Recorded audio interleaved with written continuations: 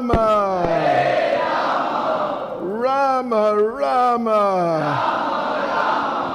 Hare Hare. Well, now, what language? Do you all speak English or should I speak Hindi? Well, I can speak a little Hindi. It would be a very short class, although I can speak a little. Kintu meri Hindi bahut kharab hai. So, anyway. Now, but does everyone understand English? Sab log, yeah? Okay. Samaste. Angrezi bas. Samaste. Hanji? Thoda se?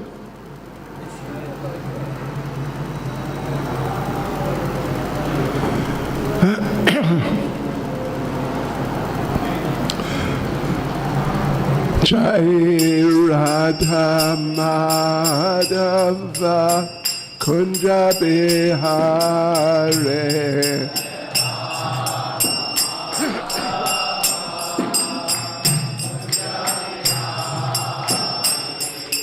Jai Radha Madhava Kunja Bihare.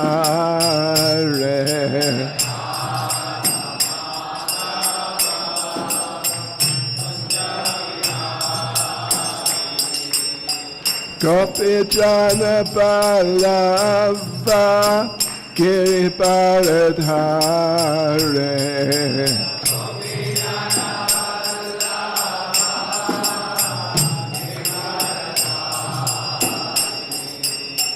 Gopi Jana Balava Giriparadhare.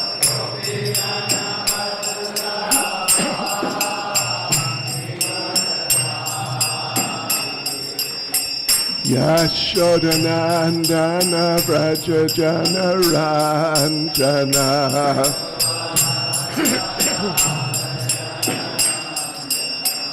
Yashodanandana Vraja Jana Ranjana.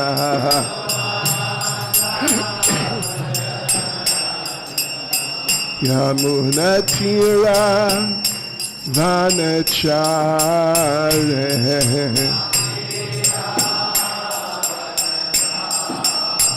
Yamuna Tira Vanachare.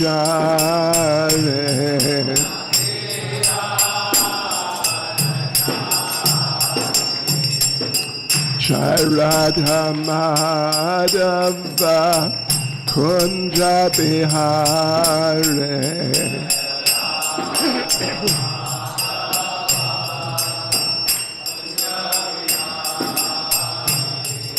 Jai Radha Madhava Kunja Bihare.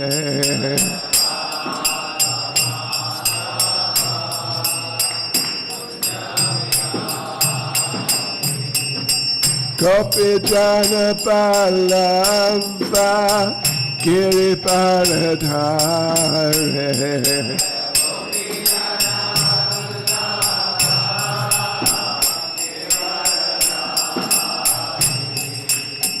Gopi Jana Balava Giriparadhare.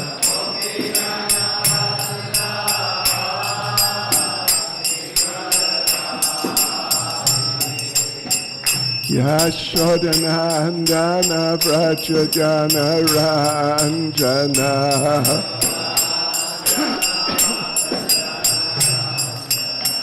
Yashodanandana Vraja Jana Ranjana.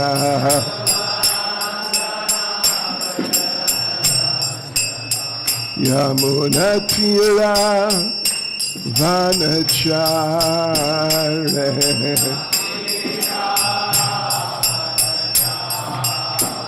Yamuna Tira Vanachare.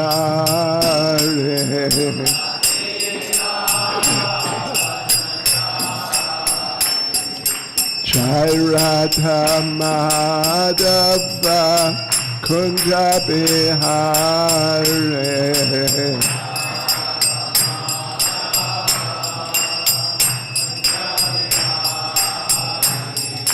Jai Radha Madhava Kunja Bihare.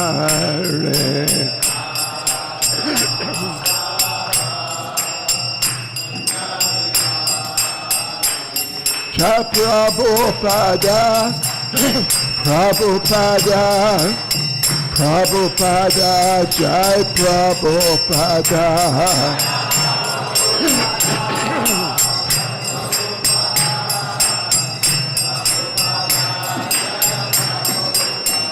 Jai Prabhupada, Jai Prabhupada, Prabhupada, Jai Prabhupada.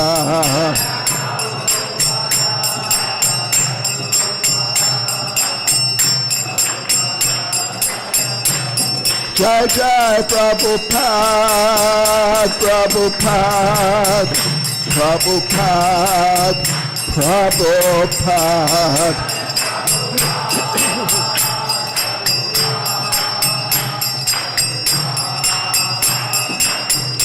Jai Jai Prabhupada, Prabhupada, Prabhupada, Prabhupada.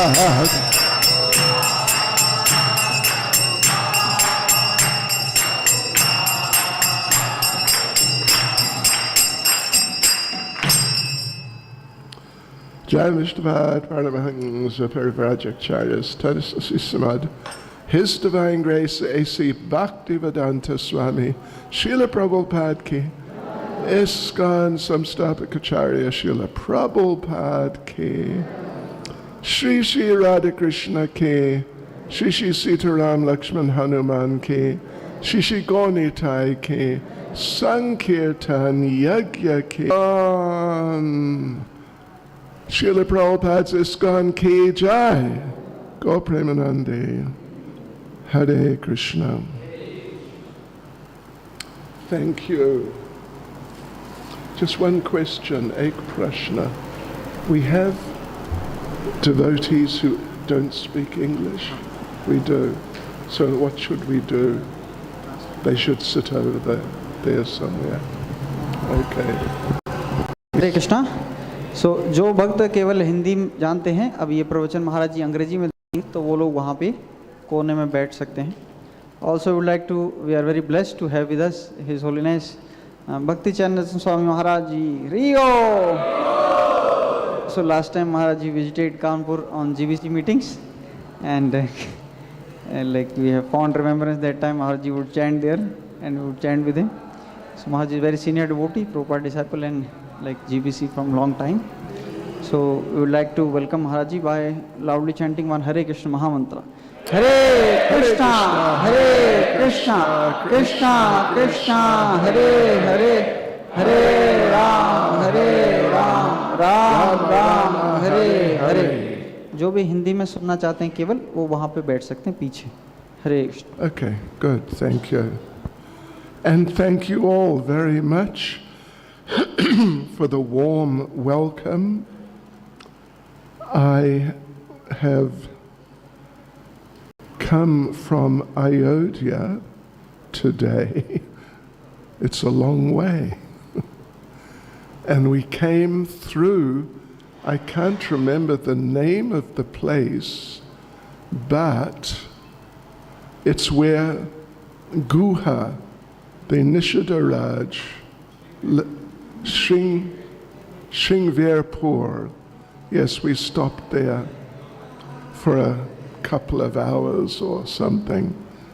Yes.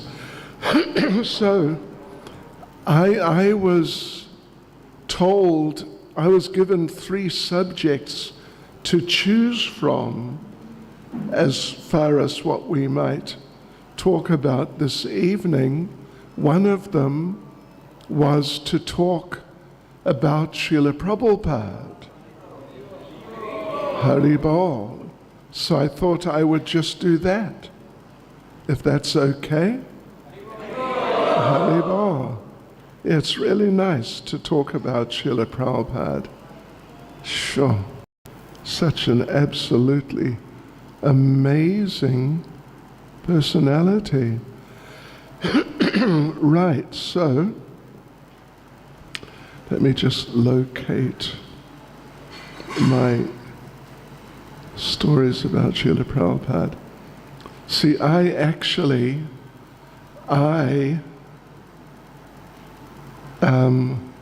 collect stories about Srila Prabhupada.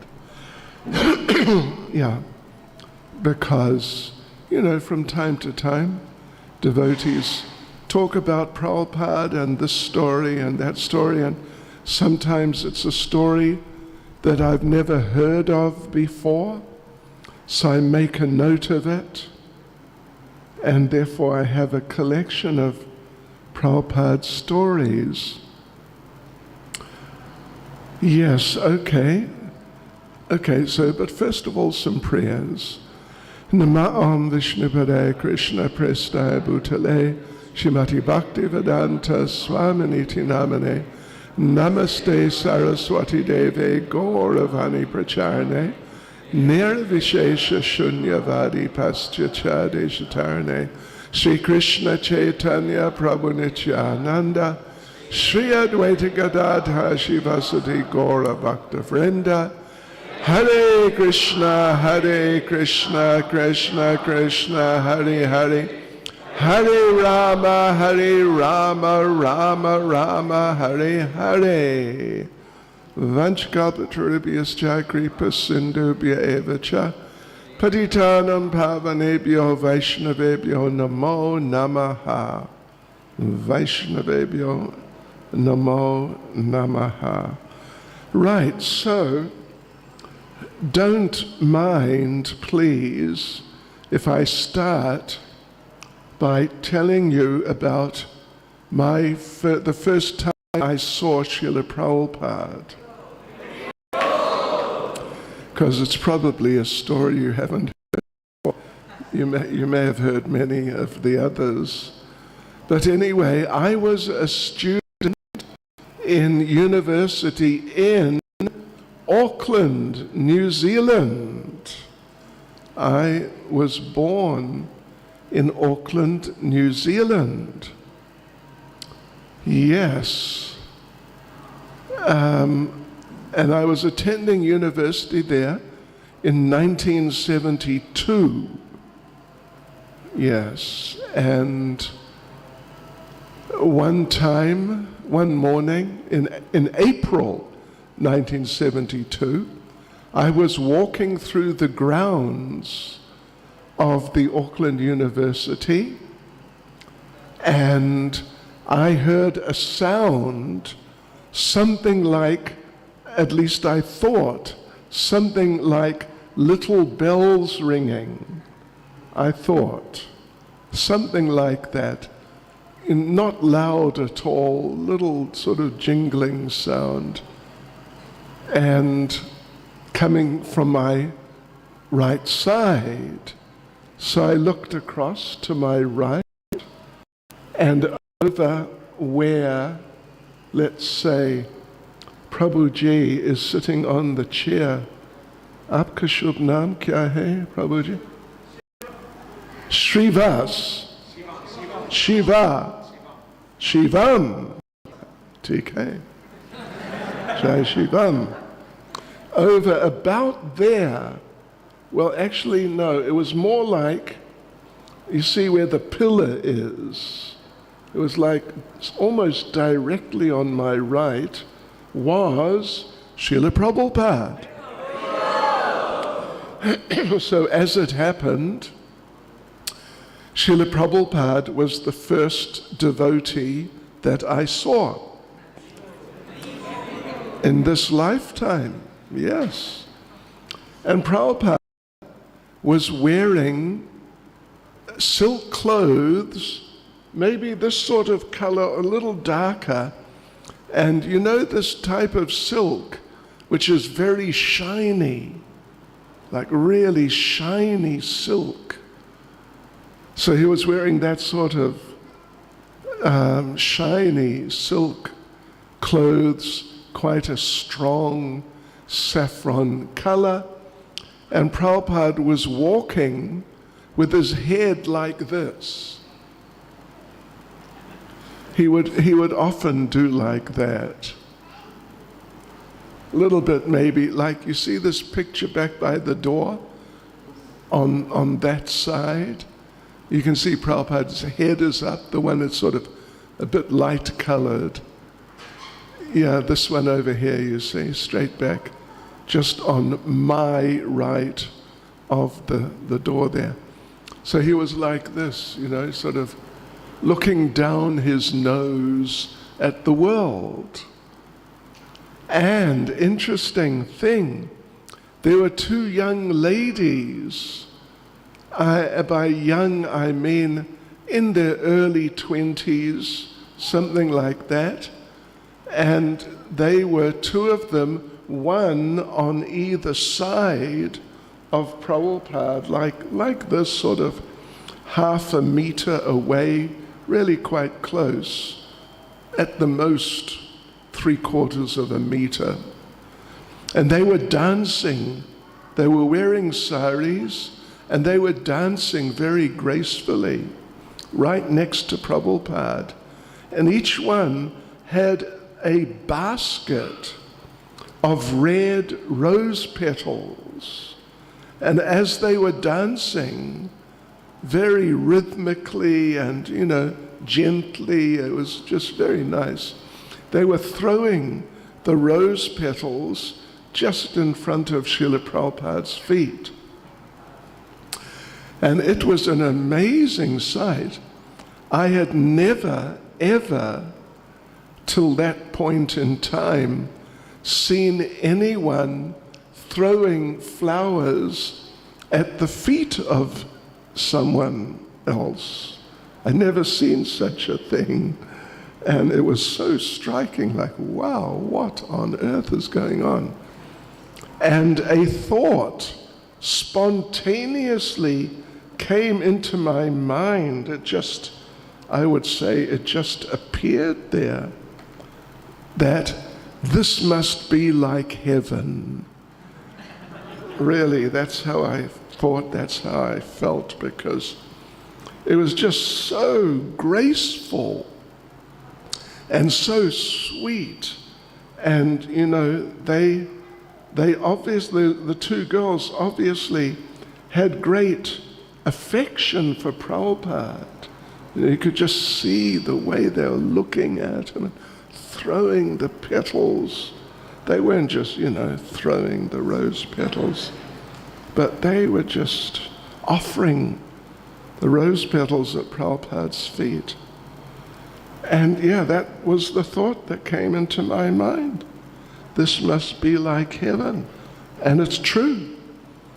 It's true. Not just like heaven, but this was like the spiritual world, actually.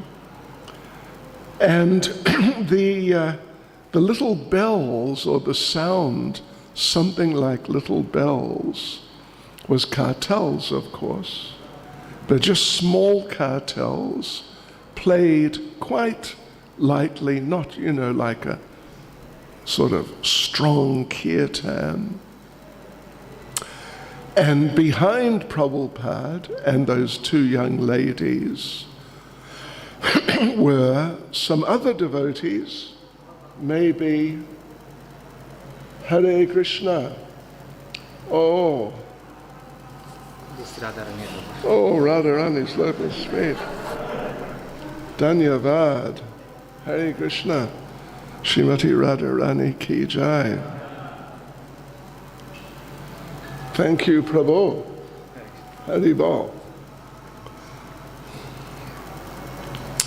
Yes, so behind Prabhupada and these two young ladies, just, you know, immediately behind, was about 6 or 7 or maximum 8 devotees, mainly young men, and a couple of other young ladies, and they were all sort of 20-something, 25 or something like that. And you know, in those days, this is 1972, April, and in those days, for young men to have short hair was quite unusual. In those days, young men, practically every single young man, had at least, you know, a little long hair, or maybe like really long hair, actually. And I had quite long hair. Don't mind me saying it, but that's the situation. And I saw these young men, like 5 or 6 maybe, with shaved heads. And I thought, oh, that's not so good. But anyway, so they're coming from that side, like where the pillar is, and I'm moving in this direction with a friend, actually. And we stopped, and Prabhupada and the other devotees just walked straight past us and into the central area of the university. I mean, we were just right sort of on the edge of the central area where we were walking. So it was only like maybe 20 meters further over. And there was a little stage, I don't know, maybe this high or maybe even slightly lower, like 1 foot high or something. And they all sat down there, and Prabhupada sat in the front, but on, like when, for me, looking at the stage, and they're looking this way, facing me. So Prabhupada was sitting on that side, like on that corner of the stage. And I had heard Hare Krishna before, because a couple of years before that, like 1969 or 70, George Harrison from the Beatles had helped the devotees in London make the Hare Krishna record, which had become top of the hit parade, means, you know, the most popular of the songs amongst the young people right at that time. So yeah, all of us young people in New Zealand and basically all over had heard the Hare Krishna mantra, and it was, you know, very popular, top of the hit parade, so it was being played a lot on radio, and many bought the record. So we all had heard Hare Krishna, but we didn't really know what it was about. We knew, of course, it's a mantra, it's from India, but really, you know, what is Hare Krishna? We didn't really know. So anyway, now this is now a year or two after that. So then they all sat there on the stage, and then Srila Prabhupada began singing kirtan, sitting down. Prabhupada began singing Hare Krishna, and I heard Hare Krishna mantra, and I realized, oh, this is Hare Krishna.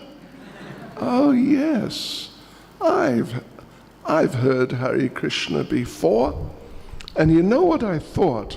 You know, I'm coming from a different, like, social and cultural background where we don't know about these things. I mean, zero, really, zero.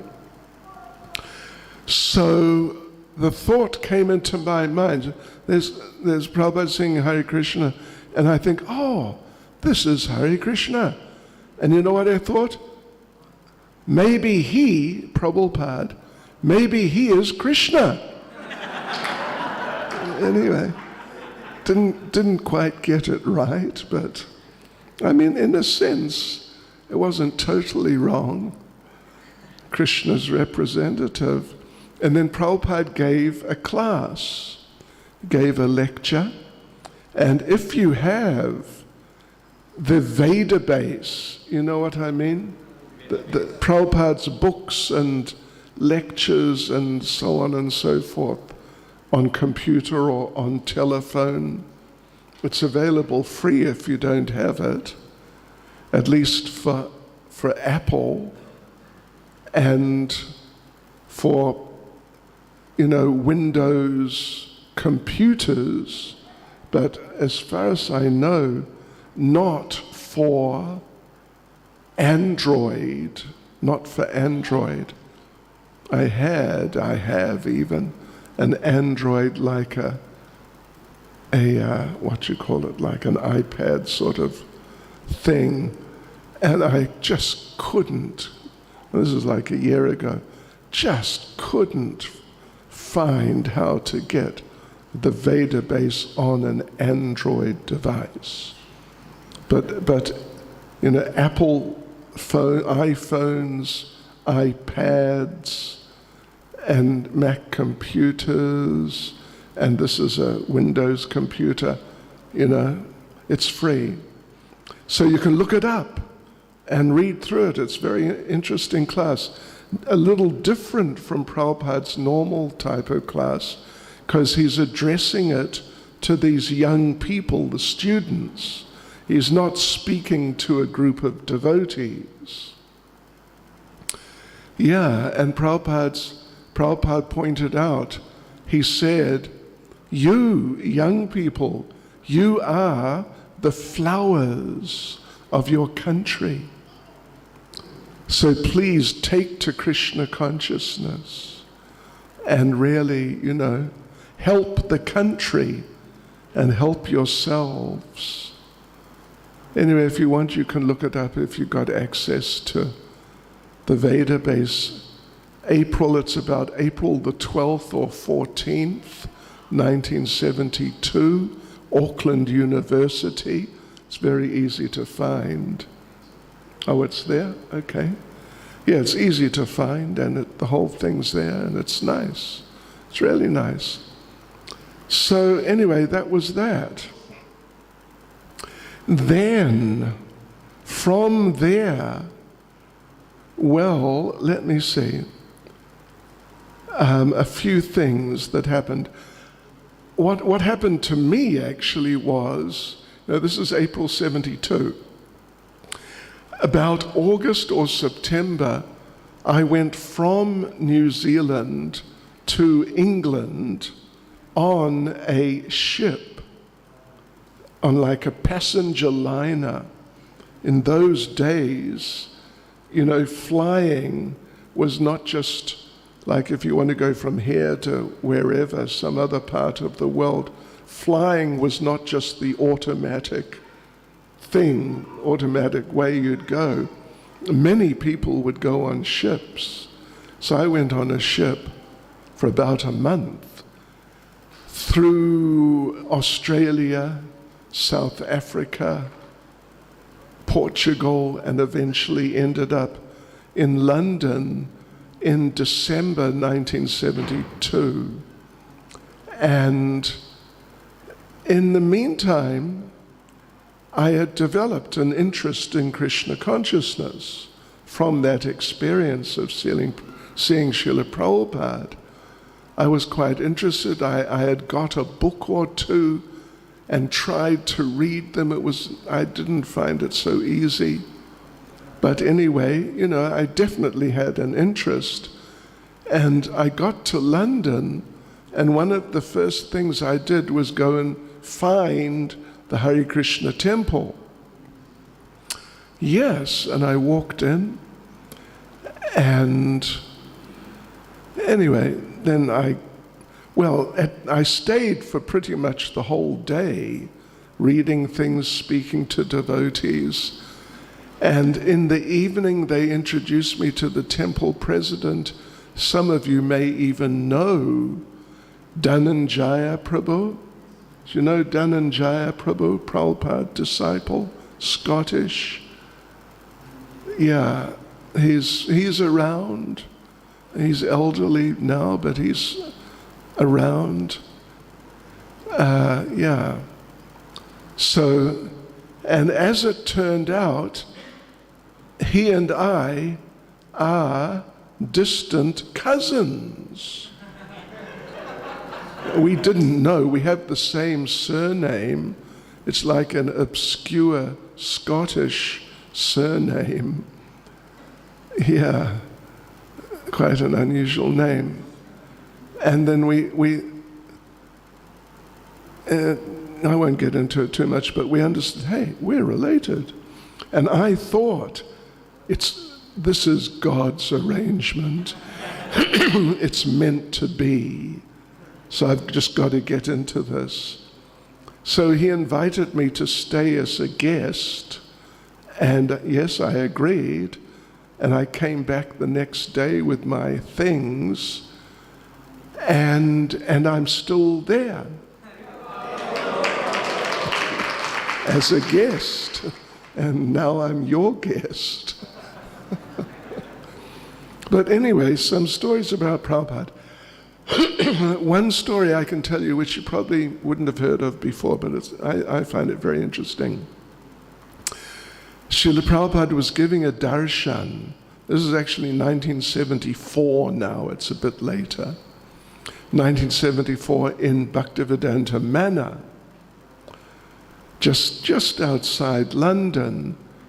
And one devotee, there weren't many of us in the room, not more than 10, maybe 7 or 8 even, in Prabhupada's main darshan room in Bhaktivedanta Manor.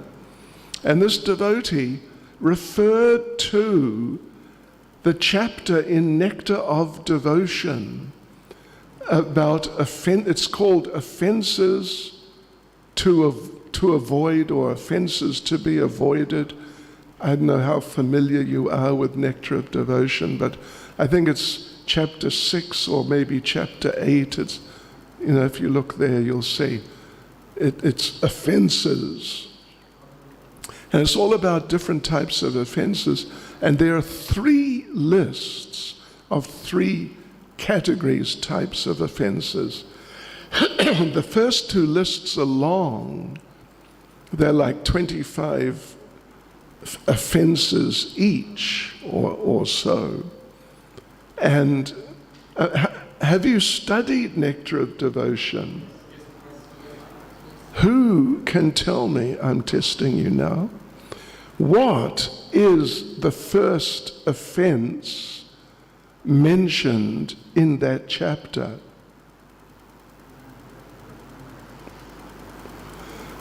Should try and learn it if you don't know it.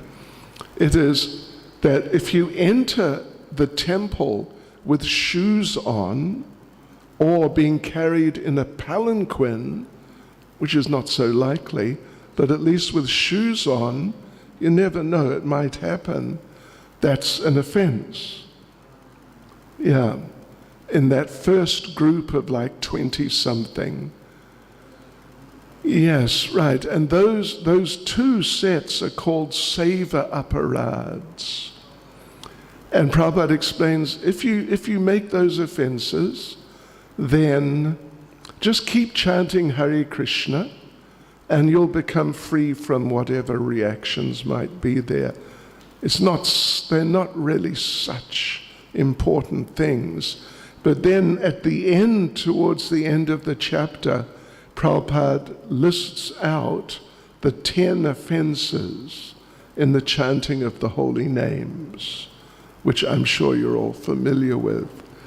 So, and there, Prabhupada says that if you commit the 10 offenses, then basically, I forget the exact wording, but he says you cannot become free from the reactions.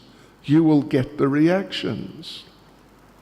So the devotee who's asking the question, he mentioned these things about the first groups, and you just chant Hare Krishna and, don't need to make a big effort. But then the 10 offenses, and you cannot escape the reactions. Then he said to Srila Prabhupada, but Srila Prabhupada, isn't it possible somehow to get free of the reactions to the 10 offenses? And Prabhupada looked at him. Sometimes when Prabhupada didn't appreciate something, and he's like checking you out, like, who are you? Sort of thing. Then Prabhupada would take his glasses off and just look for a few seconds. So he did. And I remember feeling, wow, something's going to happen here. And Prabhupada said something, and this is very important actually. Prabhupada said, you are asking this question because you want to offend. You want to offend and just do something and get free from the reactions. But no, you must not do that. And Prabhupada said, you must stop offending. No more offenses. So it's very instructive. A lot of these incidents with Prabhupada are very instructive. And this is very instructive for us. It really is. Because we've all got, we're all coming from conditioned life in one way or another.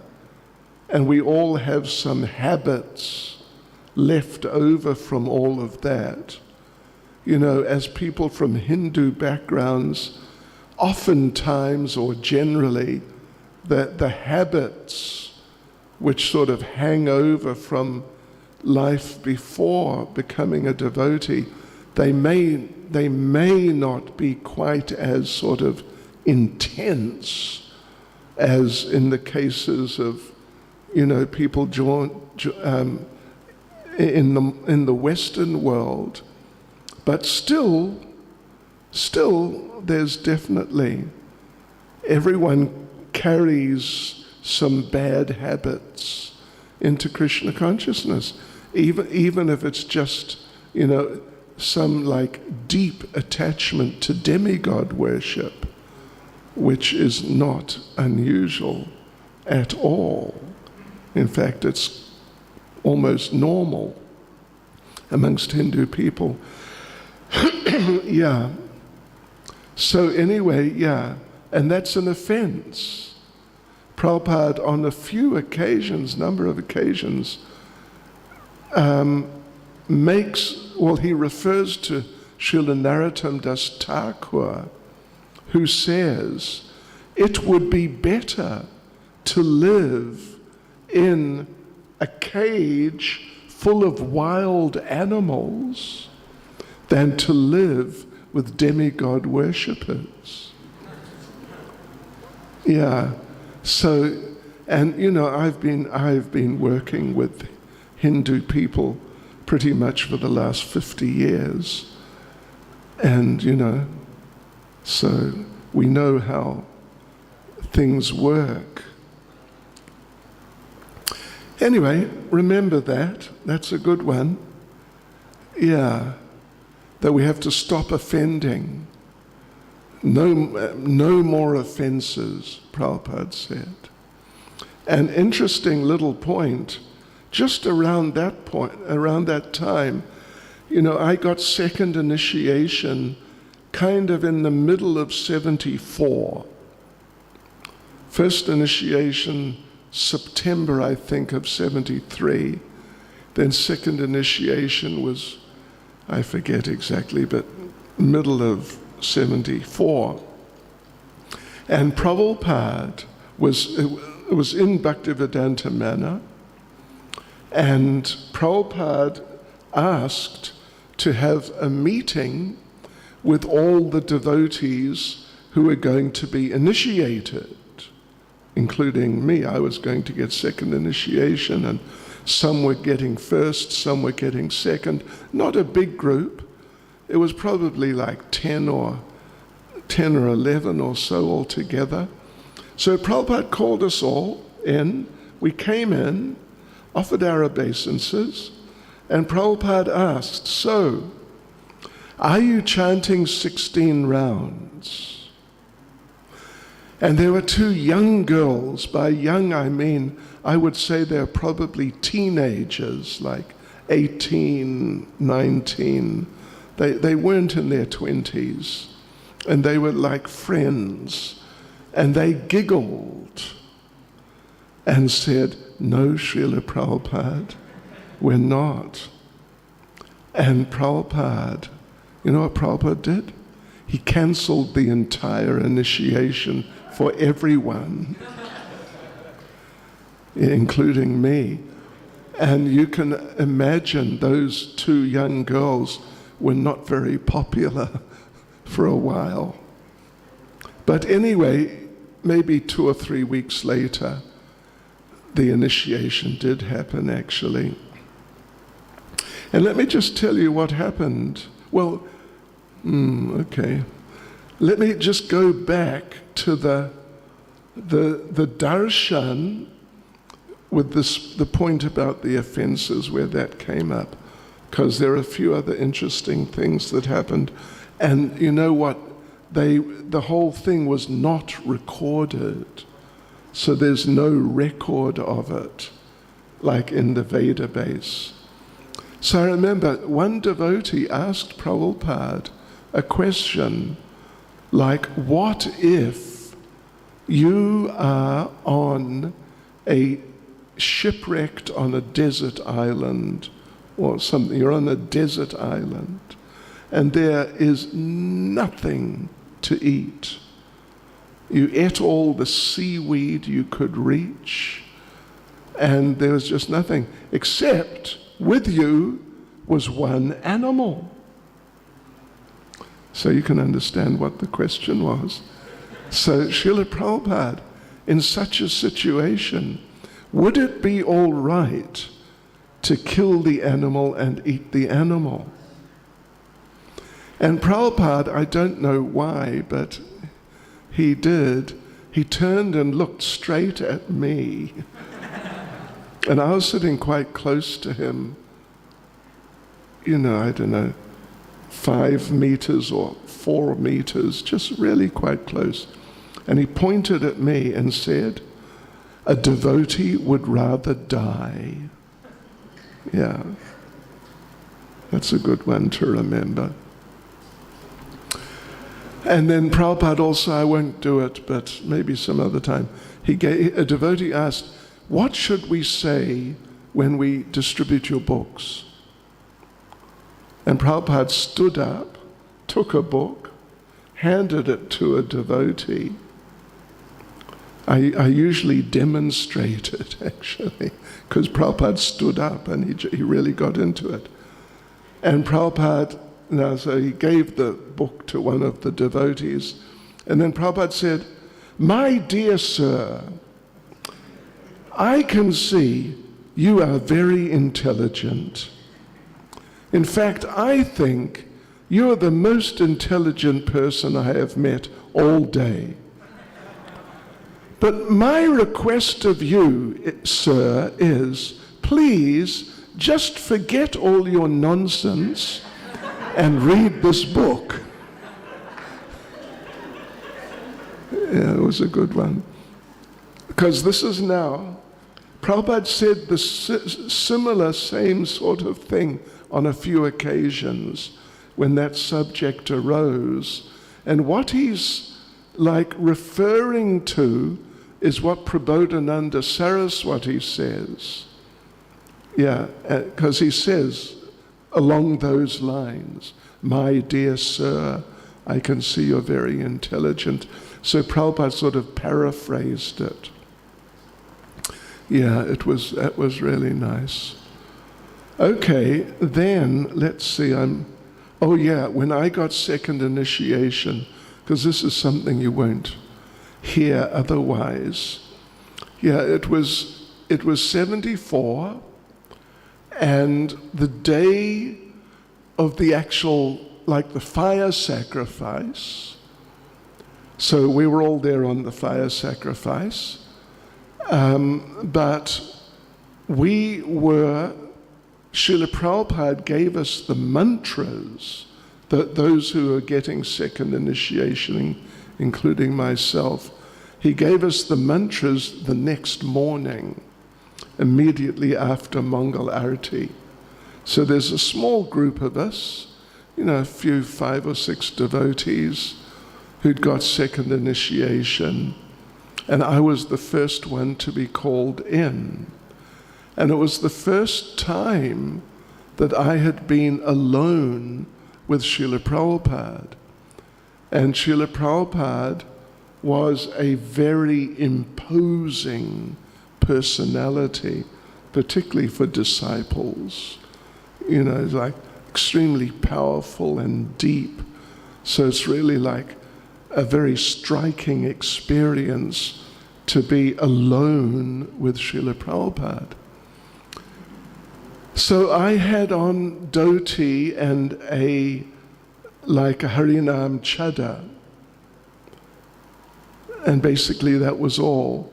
And I had my Brahman thread on, which the devotee who did the fire sacrifice, he had put on the day before, when at the end of the yajna. So in I went, offered my obeisances, and now I'm kneeling next to Prabhupada, like right next to Prabhupada. And Prabhupada looked at me, and Prabhupada said, "Why have you got your Brahman thread on?" And like I said, Prabhupada was very imposing presence. Yeah, he's not just like one of the guys who you don't worry about. Why have I got my Brahman thread on? I didn't know. I didn't know. The person just put it on. And then Prabhupada said, he noticed I was a bit sort of, overwhelmed. And Prabhupada said, "Who put it on you?" And I mentioned the name of the devotee who did the fire sacrifice. And Prabhupada said, "Why did he put it on you?" I had no idea why he put it on me. I just, he just did. And I had not done it before, I had not received second initiation before. So then, so why did he put it on me? Then you know what Prabhupada did? Prabhupada called for the temple president, who was Mukunda Prabhu at the time, Mukunda Maharaj now. You may not have met him, but you may have heard of Mukunda Maharaj. One of the very, very first devotees in ISKCON 1966, I think. So he was the temple president. He was a householder at the time. So in he came, and, whenever Prabhupada would come to England, see, Prabhupada would travel between India and America. And on the way from America to India or from India to America, he would stop in England. So he would come, and when he's in England, he would come to Bhaktivedanta Manor. So, he'd come quite regularly, definitely much more often than he'd come anywhere else, pretty much. I mean, I guess there are places in India where he might come more frequently, perhaps. So anyway, what was I saying? So yes, Prabhupada, and when Prabhupada would come to Bhaktivedanta Manor, then many devotees would come from all over Europe and all over England, of course, but there'd probably be about 300 or 400 devotees, like temple devotees, mainly brahmacharis, and they would come and be there in Bhaktivedanta Manor, which, is big, so it was a bit of a squeeze, but there was room to accommodate them all. And I was the temple commander, and Mukunda Prabhu was the president. We were working together, and it was so busy when these devotees were there. We would chant our rounds before Mangalarati, all of our rounds, because there just would be no time during the day. All sorts of things happening and people needing things, and we just had to be free to attend to things. So Mukunda Prabhu, he was a busy man. And he came in, and Prabhupada said to him, "Why has this boy got his Brahmin thread on?" In other words, he's expecting the temple president, who is extremely busy, to know why I have my Brahmin thread on. And Mukunda Prabhu became also. And Prabhupada chastised him and said, "Why do you not know? You're the temple president. You're meant to know what is happening in the temple. Why do you not know?" And Mukunda Prabhu just sort of apologized, and then he was sent out. And just an interesting little point aside is that there's one, I imagine you would know who Badri Narayan Swami is. Yeah.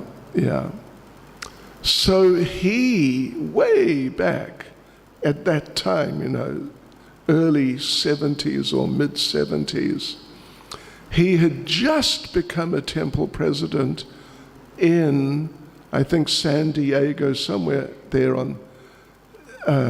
in California, USA. He just become temple president, and Prabhupada was due to come and visit the temple in a few days. And he decided, right, when Prabhupada comes, I want to go on a morning walk, and I want to ask him a deep question. I want to ask Prabhupada, what are the duties of a temple president? And get, like some profound answer in some detail. So he did. Prabhupada came some few days later, and he went out on a morning walk, and Badrinarayan Prabhu at the time asked his question, "Srila Prabhupada, what are the duties of a temple president?" And he was hoping for some sort of in-depth, explanation and so on. Prabhupada stopped and looked at him. You get the idea, right? And Prabhupada said, the temple president is the person who, when anything in the temple goes wrong, it is his fault. And Prabhupada turned and walked on. It's pretty profound, isn't it? Yes. So watch out if you're temple president. So anyway, yes, right. So there I am. I'm still with Prabhupada. Then Prabhupada gave me a little piece of paper, just little piece of paper with the Gayatri mantras on it. And Prabhupada, I didn't know what the Gayatri mantras were. Because, nowadays, there are books which have them, and people who are not even initiated at all may know what the mantras are. But in those days, only people who had second initiation knew what the mantras were, and they were not going to tell anyone.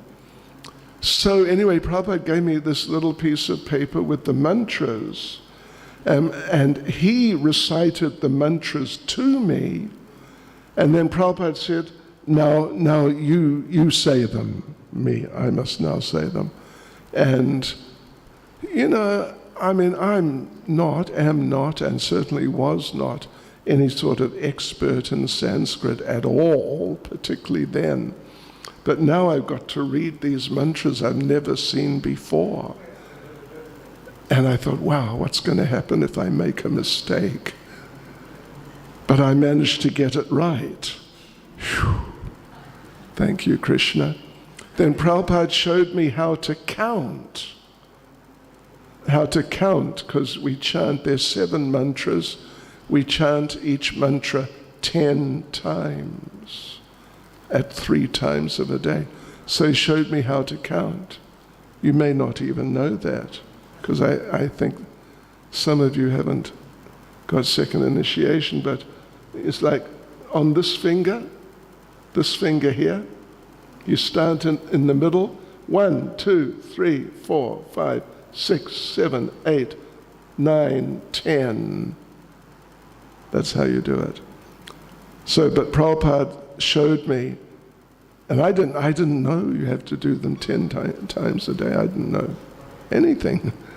Prabhupada just went 1, 2, 3, 4, 5, 6, 7, 8, 9, 10. Seriously. And then Prabhupada said, now you do it. That's me. So I thought, wow, what's going to happen if I get it wrong? But anyway, I managed to get it right. Krishna's mercy. So that was my experience getting second initiation from Srila Prabhupada. Really, quite an experience. Right, let me just, what's going on here? Right, so what time should we go on till? What's your bedtime? 20? 20 past. Is that what you said?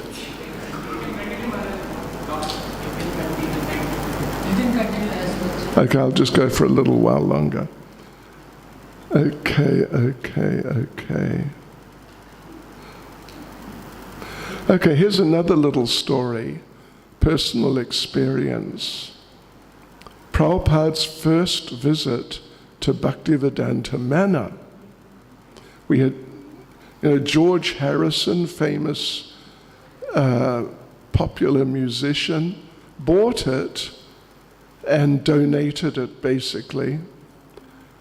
And that was like perhaps May 73. And Prabhupada came in June, I think, June or July. Prabhupada came for his first visit to Bhaktivedanta Manor. And Prabhupada came, he landed at the airport, Heathrow Airport, and he took a helicopter to Bhaktivedanta Manor. There are big grounds there, like, quite a number of acres, and there was a space where the helicopter could land, so he came in. And like I said, there were hundreds of devotees from all over Europe, and everyone lined up. You probably don't, are you familiar with Bhaktivedanta Manor? How it is and what it looks like? And so anyway, the devotees formed 2 lines from the helicopter around through the main entrance, which is sort of around the other side. And then Prabhupada walked along the corridor, turned towards the temple room, and then he was going to go up the stairs to his rooms. But now, as he just turned around and he's just about to go up the stairs, but he's not quite there, somebody stopped him to speak to him. So we all, we all offered our obeisances, of course, to Srila Prabhupada. We offered our obeisances, but then Prabhupada stopped, kind of right in front of us. right in front, actually, of the devotee immediately on my right, directly in front of him. And we didn't know what to do, because we're down, offering our obeisances. What should we do? Should we stay down? Or should we get up and just carry on with life? Or what should we do? So we opted to stay down. So we're down for a couple of minutes. And Prabhupada's speaking with this devotee, or a couple of devotees. One of them was Brahmananda Swami. You might have seen him if you've been around for a while. Brahmananda, big, heavily built person with a big, heavy danda. So the devotee next to me, we're down, and I'm here and he's there, and we're facing that way, and Prabhupada's in front of him. So we looked at each other, he looked at me, I looked at him, now what?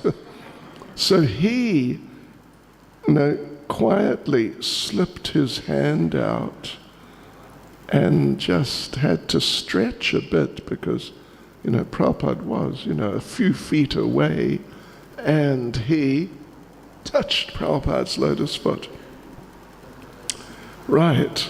So there he is, he's next to me. So then he turned around to me, and I'm there, I'm looking at him like this. And he turned around to me and went like this. Sort of, he mouthed, "Go on. Go on." Okay? Now Prabhupada's a little further away from me than from him. So anyway, out goes my hand. Out goes my hand, and out, and out, and out.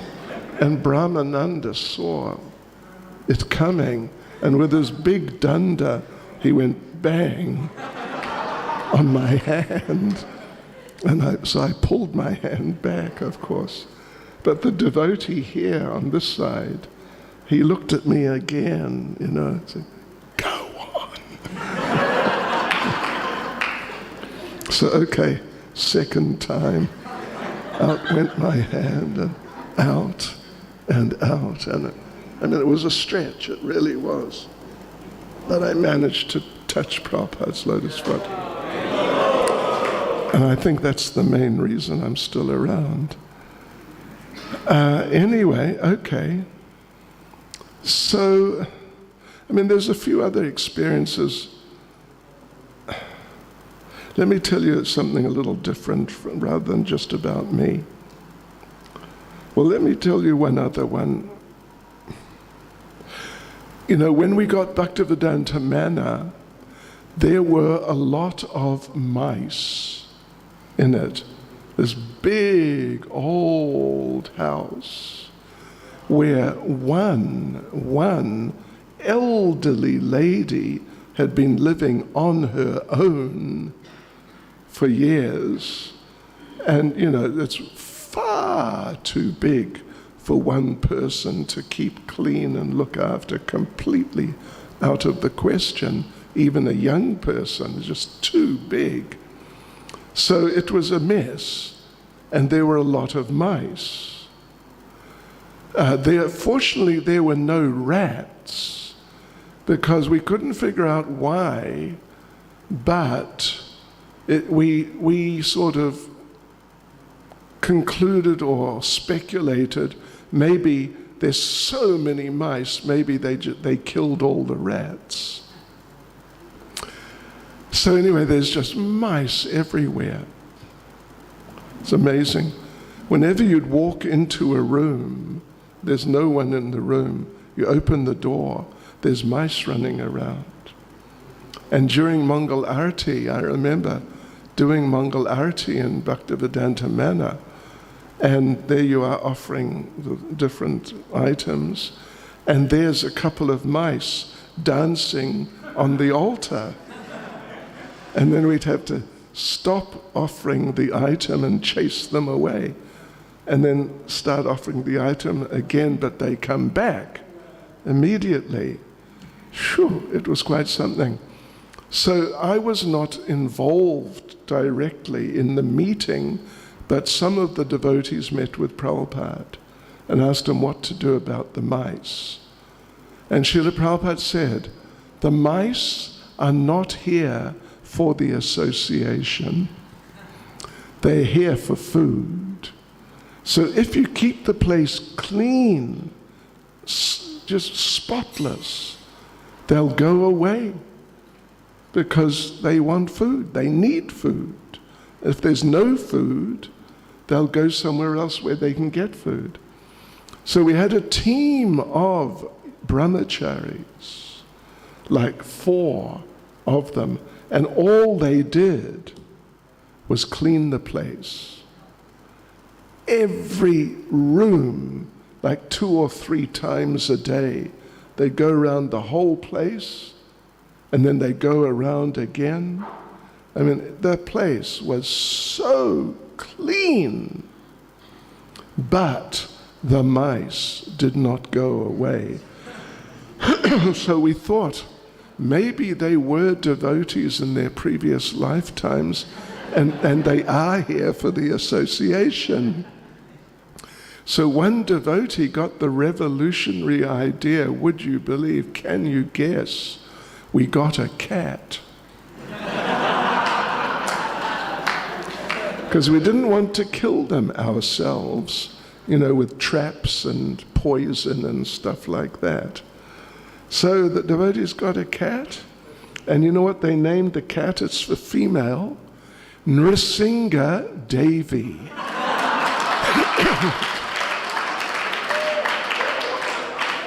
And devotees, let me tell you, in a few days, the mouse population had drastically reduced.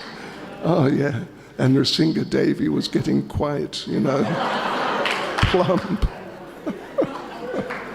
So anyway, yeah. So that happened. That happened. Let me tell you something a little more serious, but that's serious too. I mean, it's really extremely serious. I was present in those early days, like 73. Prabhupada stayed for several weeks, couple of months or something, his first visit. And, like I said, devotees came, so many devotees came. And all the devotees from all over the UK came, including the devotees from Scotland, from Edinburgh, Scotland. And the temple president, I was there, the temple president from Edinburgh, Scotland, asked Prabhupada a question at the end of the class. Prabhupada was giving Bhagavad Gita class each morning. So he said to Prabhupada, Srila Prabhupada, in Edinburgh, we have this very old temple. It's a very old building. It's like 300 years old. And there are many rats. And rats are dangerous. They carry disease. They may bite people. So Srila Prabhupada, is it all right if we kill the rats? Srila Prabhupada answered, if you kill the rats, you should be killed. The temple president from Edinburgh didn't catch it, didn't get it. And he said, but Srila Prabhupada, they're very dirty, and they're dangerous, and they may bite children and carry serious diseases. So Srila Prabhupada, is it all right if we kill the rats? He asked a second time. And Prabhupada answered, if you kill the rats, you should be killed. Anyway, food for thought, something to think about. So here's a couple of things which I was not involved in personally, and which I just heard because You know, like I said, I collect Prabhupada's stories. There was this devotee. He passed away, unfortunately, but he was really nice devotee. Just an amazing devotee. Tribhuvanath Prabhu. I don't know if any of you have heard of Tribhuvanath from the UK. Wow, what a devotee.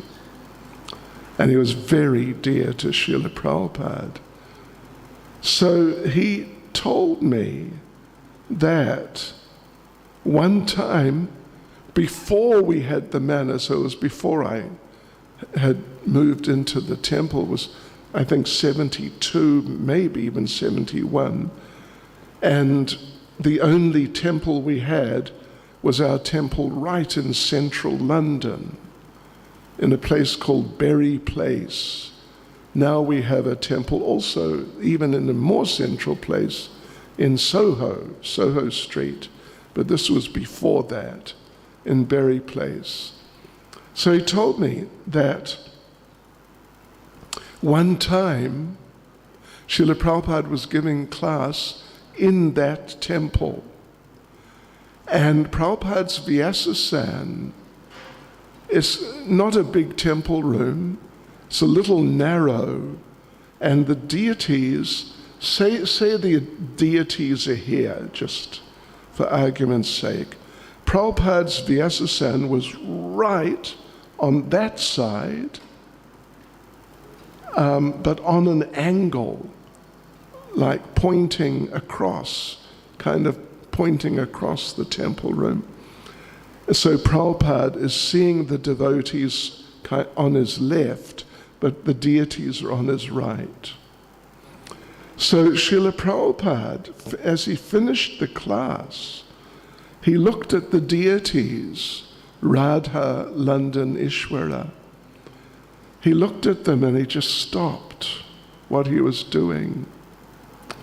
He looked at the deities, and then the devotees could see Prabhupada was becoming emotional. He's looking at the deities, and then he turned to the devotees and he said that I have captured Krishna and I'm holding him here for you. So now you please come and take him. Yeah. Prabhupada sometimes would reveal like a very intimate connection with Krishna in the deity form and just in general. Yeah. Tribhuvanath said one time after class in Berry Place, he went up into Prabhupada's room upstairs in that central city temple, and there's Prabhupada listening to a tape of the class he just gave, just right now, this is minutes after he finished the class. And Prabhupada's listening to the tape, to the recording, and saying there was one other devotee in the room, and Tribhuvanath came in, and Prabhupada, he's listening, and when he said some certain point, he would say to one of, or to maybe both of them, what do you think of that point? And then a couple of minutes later, what do you think of this point, which he's just made? And the devotee said, Srila Prabhupada, why are you listening to your own classes? And it's a bit presumptuous. And Prabhupada said, I am listening because they are not my classes. Yes. Whatever I say, Krishna tells me. So, yeah. So therefore, Prabhupada said, therefore I very much like listening to my classes because it's Krishna speaking, actually. In fact, Prabhupada said, because I do not speak them, Krishna does. And Tribhuvanath, if you want to hear just a little amusing story, and then I'll finish almost. This is like 1971, I think. All the devotees, he had just moved into the temple, he was 18. Just moved into the temple, suddenly all the devotees in ISKCON UK, like 8 or 9 of them, and that's all the devotees there were. They all decided, we're going to Mayapur for the Mayapur festival. And Tribhuvanath said to the temple president, but who will be the temple president? Temple president said, you, 18 years old, been a devotee for, maximum 6 months. Oh, okay. So now he's temple president and the sole temple resident on his own for about a month. And what should happen but the BBC television phoned up the temple. Can we please speak to the person in charge? Yes, that's me. We would like to interview you for BBC television. Can we come and interview you? Okay, come along. So they did. They rolled up with their cameras and so on, and they interviewed him as the head of ISKCON in the UK,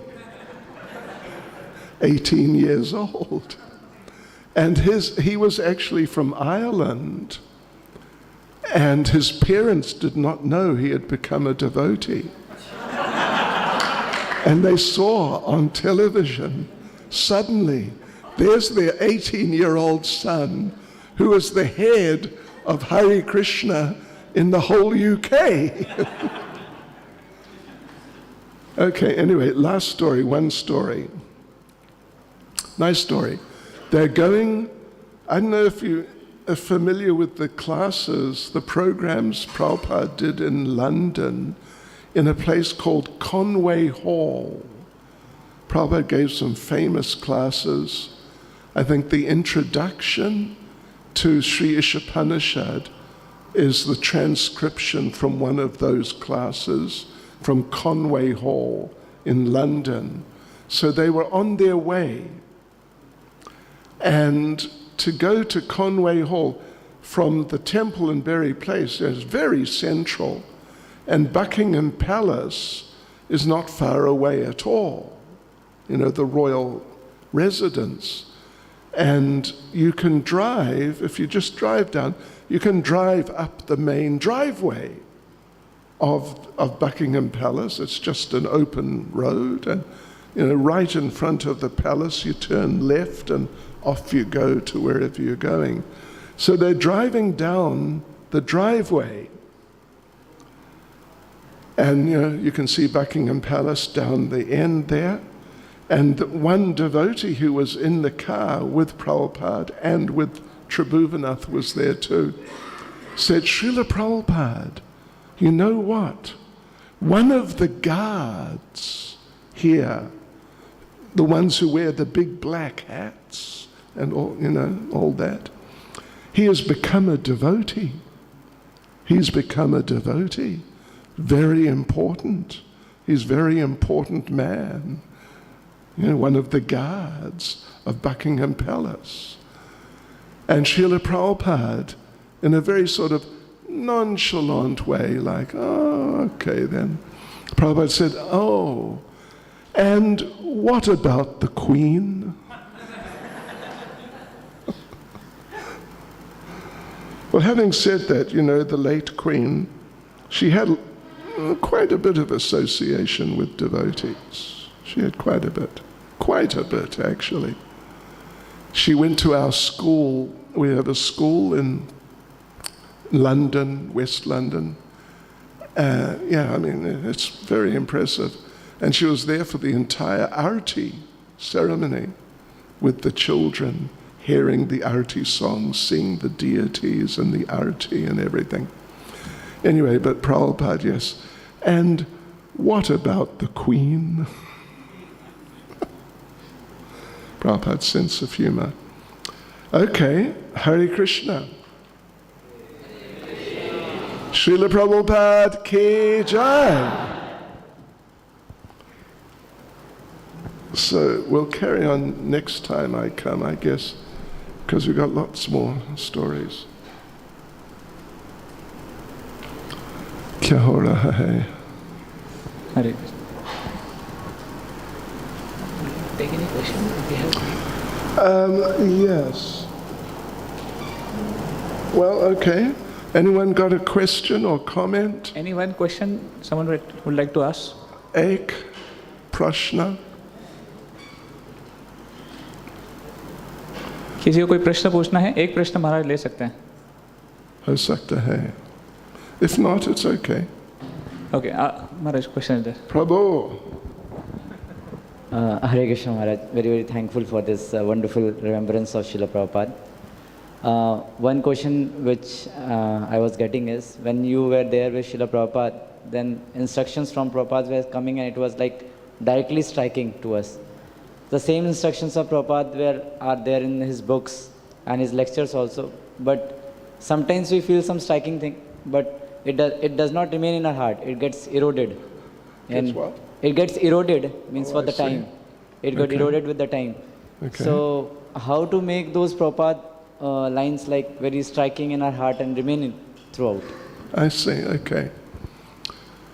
Well, a sort of simple answer, which, I think is the main thing really, is that two things, if we chant very attentively, if we really do, apply ourselves to our chanting, then our minds, our intelligence, our consciousness will be very sharp, and therefore we'll pick up on things and retain things as easily as we possibly could. Yeah, whereas if we sort of mumble away, chanting our rounds and we're not focused, then the consciousness will not be so sharp. That's an important point. And you know what I found? The first time I read Srimad Bhagavatam, 1975, 1976, I was in a group traveling and doing book distribution around the UK. And we would sleep 5 hours a night. We'd set the alarm clock, 5 hours a night, and that was it. Then we'd chant our rounds, usually walking around outside because we were living in a van. And then when I finished my rounds, I would for 15 minutes read the Bhagavatam and 15 minutes read Chaitanya Charitamrita. But I found I would fall asleep. Yeah, and it wasn't good.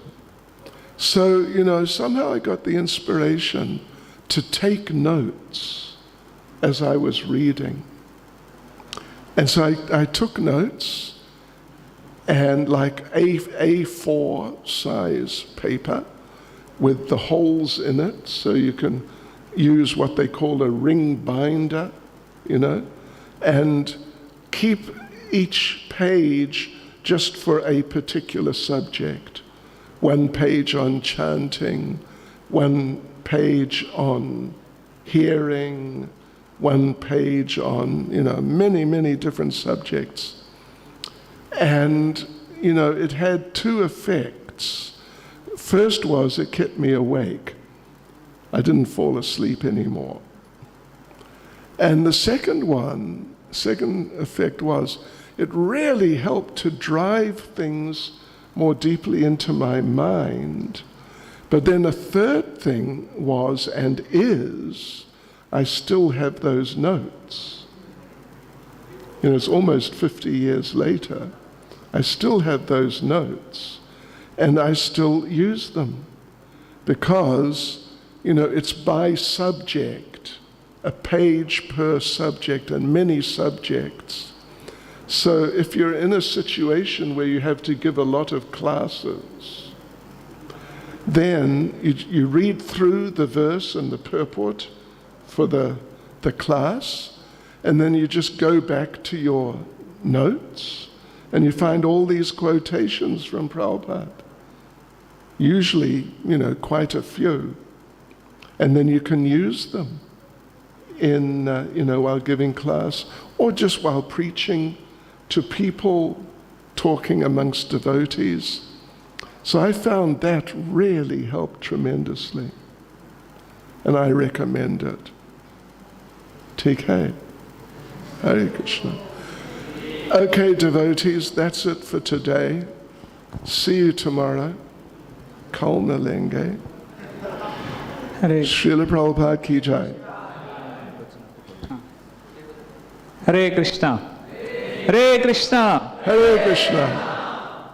So let us thank His Holiness Bhakti Chaitanya Swami Maharaj for his wonderful, wonderful heart-sharing discourse, talking about Srila Prabhupada's memories, his own journey, how he started Krishna consciousness, and how Srila Prabhupada was the first ISKCON devotee he saw in his life. And after that, how Maharaj got connected, how he went to learn Bhaktivedanta Manor, pastimes over there.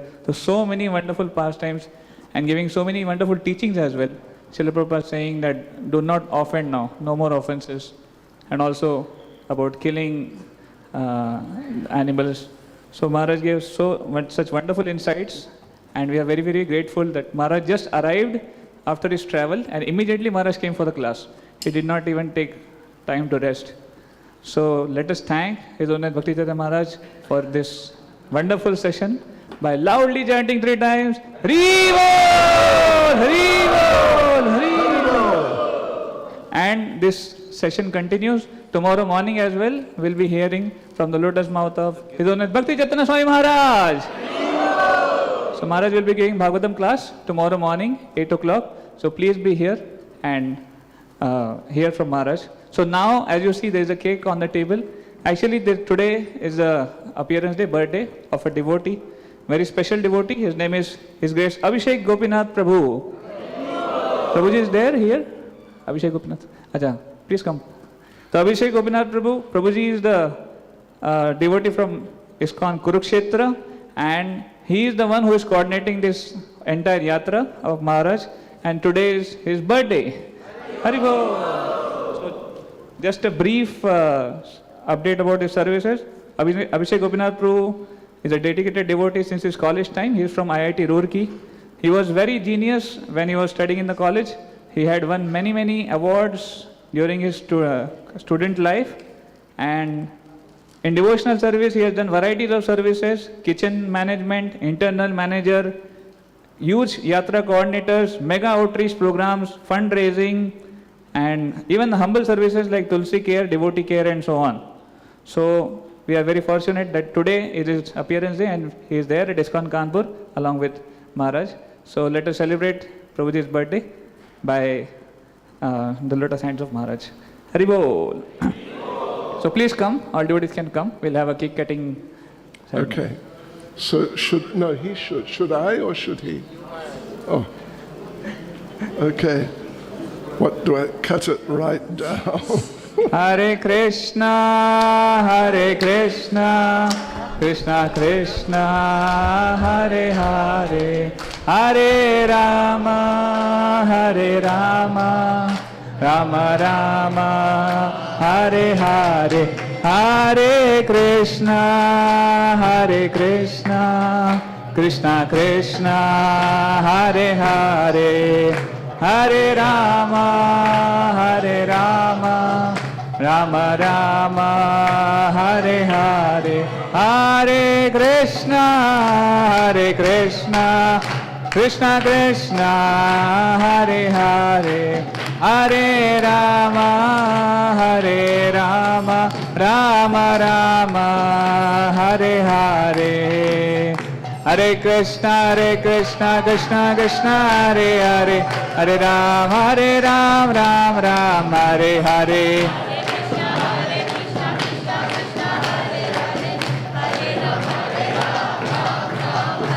Hare Krishna, Krishna Krishna, Hare